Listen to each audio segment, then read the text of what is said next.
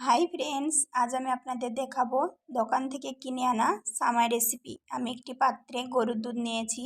গরুর দুধ ভালোভাবে ফুটে নেব। তেজপাতা দিয়ে দিব।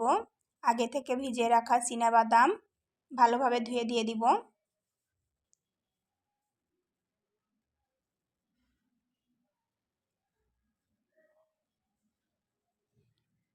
এবার আগে থেকে ভিজিয়ে রাখা কিশমিশ ভালোভাবে ধুয়ে দিয়ে দিচ্ছি। কিছুক্ষণ ফুটে নেওয়ার পর পরিমাণ মতো চিনি দিয়ে দিব।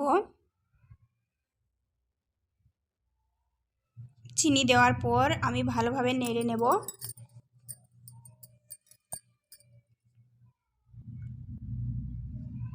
এবার সামান্য লবণ দিয়ে দিব।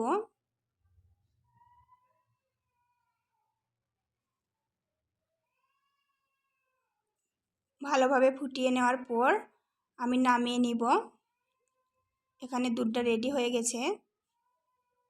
নামিয়ে নেওয়ার পর আগে থেকে ভিজিয়ে রাখা কাজু ভালোভাবে ধুয়ে দিয়ে দিলাম।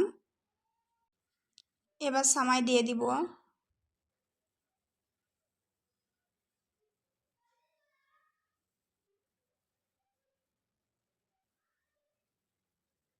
এখানে সামাই ভালোভাবে ভিজে গেছে।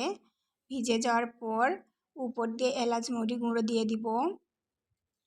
এখানে আমাদের রেডি হয়ে গেছে সামাই। এবার আমরা পরিবেশন করব।